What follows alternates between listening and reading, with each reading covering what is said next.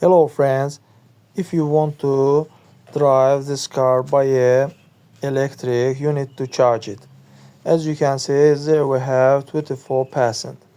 It needs to be 70% because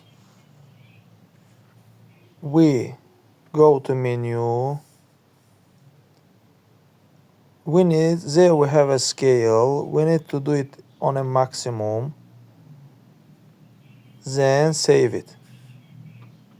Now our car go by hybrid and charge our battery.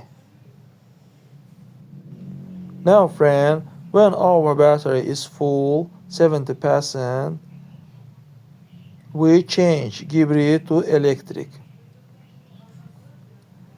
Here we have two buttons. This button is hybrid. We press this electric button and go 50 kilometers. After recharge battery, they automatically change to hybrid.